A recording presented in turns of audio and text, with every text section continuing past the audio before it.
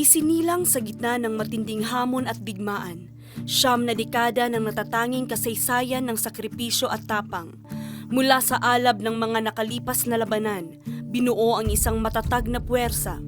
Hindi lamang sa pamamagitan ng balat baril, kundi sa pamamagitan ng pagkakaisa, katuwang ng bawat komunidad sa kapatagan, kagubatan at karagatan, upang tiyakin na ang bawat pamilyang Pilipino ay nabubuhay ng may kapayapaan at pag-asa. Ngayon, sa pagharap sa mga bagong banta sa ating hangganan, higit kailanman soberanya ng bansa ang aming babantayan. Teritoryo ng Pilipino ang aming ipaglalaban ng buong lakas at walang pag-aalinlangan. Tungo sa isang matatag, ligtas at resilienteng Mindanao, tapat sa sinumpaang tungkulin, sandigan ng bansa sa kanlurang Mindanao. Matatag, magiting, pinag-isa. Kami ang Joint Task Force Zampelan.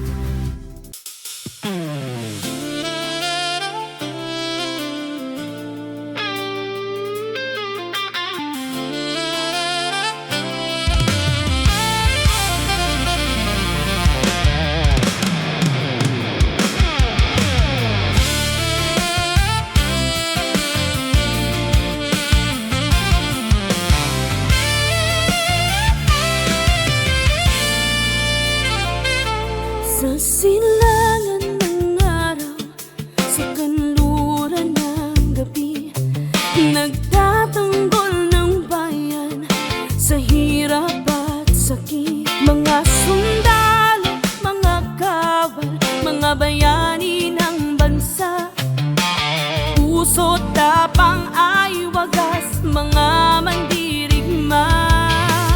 Tawag ng bayan, hilig ng Diyos, nandito kami para sa'yo, Pilipinas. Sa hirap at gabi, sa tagumpay at saya, nagtatanggol kami para sa'yo, para sa ating bansa.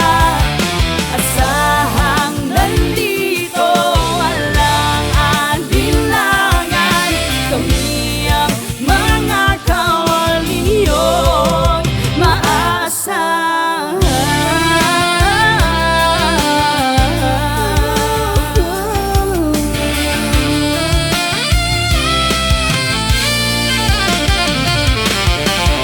Sa lupa, sa dagat, sa himpapawid, nagtatanggol ng bayan, buhay man ang kapalit. Mga kawal na tapat, kapayapaan ang hangat, at kaligtasan ng lahat. Tawag ng bayan, tinig ng Diyos, nandito kami para sa inyo, Pilipinas. Sa hirap at gabi, sa tagumpay at saya, nagtatanggol kami para sa'yo, para sa ating bansa.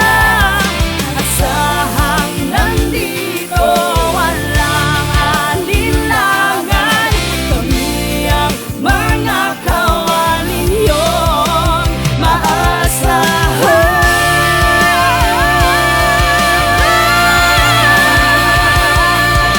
Ikaw at ako, sila o kamunat sa atin ang susi upang magwakas ang balakid ngayon na nasa harap ng pinagmamahal nating Pinas.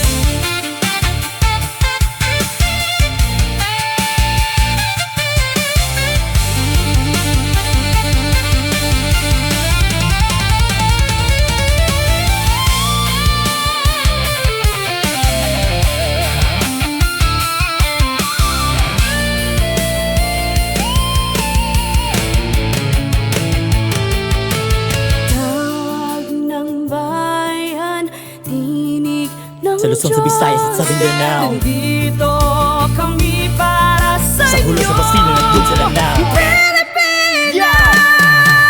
Sa hirap at gabi, sa tagumpay at saya, nagtatanggol kami